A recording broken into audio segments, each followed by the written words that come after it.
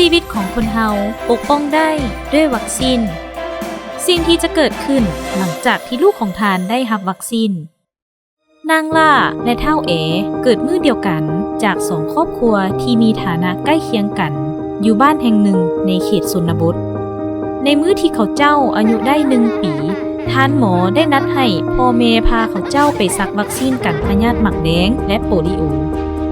พ่อแม่ของนางล่าเฝ้าไปเฮ็ดให้และบ่ได้พาลาวไปซักวัคซีนพ่อของลาวยังคิดอีกว่าเอาไปซักเฮ็ดหยังเดี๋ยวลูกไข้เสียเวลาบ่ได้เฮ็ดให้เฮ็ดสวนอีกแต่พ่อแม่ของเฒ่าเอได้เสียสละเวลาพาลาวไปซักวัคซีนตามแพทย์นัดหลังจากซักวัคซีนแล้วเจ็บแขนบนซักวัคซีนหน่อยหนึ่งและคิงอุ่น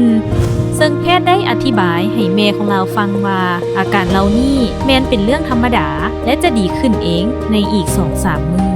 และอาการเหล่านี้แม้นสัญญาณที่แสดงให้เห็นว่าวัคซีนป้องกันแม้นได้ผลดีร่างกายของ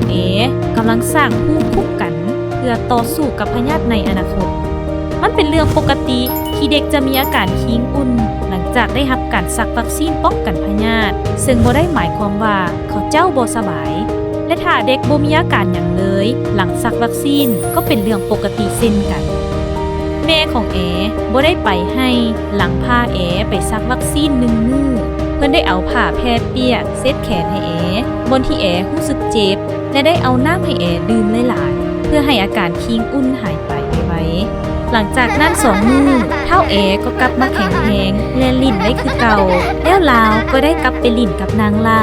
เวลาผ่านไปเฒ่าและนางล่าเติบใหญ่เขาเจ้าอายุได้5 ปีจนฮอดตอนนี้นางล่าก็ยังบ่ได้ซักวัคซีนครบตามแพทย์แนะนำซึ่งปีนี้เป็นปีที่โชคร้ายได้มีการระบาดของพยาธิหมักแดงในทั่วประเทศและหมู่บ้านน้อยๆที่เฒ่าและนางล่าอาศัยอยู่ก็มีพยาธินี้แพร่ลามมานางล่าได้ติดเชื้อหมักแดงเรามีอาการไข้ห้อนนักมีตุ่มพื้นแดงขึ้นตามต้นโตทั้งพ่อทั้งแม่ได้พาลาวไปหาหมออยู่โรงหมอเมืองและล่าได้นอนปิ้นปัวอยู่โรงหมอเป็นเดือนก่อนอาการของลาวจะเริ่มดีขึ้นหลังจากออกห้องหมอพ่อแม่ของลาเลยตัดสินใจพาลาไปซักวัคซีนกันพยาธิให้ครบในเบื้องของเฒ่า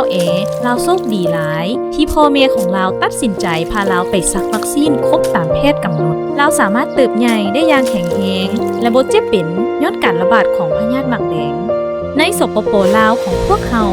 เด็กทุกคนแม้นสามารถซักวัคซีนหลีกเลี่ยงจากการติดพยาธิร้ายแรงที่เป็นแล้วจะเฮ็ดให้พิการหรืออาจถึงขั้นเสียชีวิตได้โดยบ่จำเป็นเสียค่าใช้จ่าย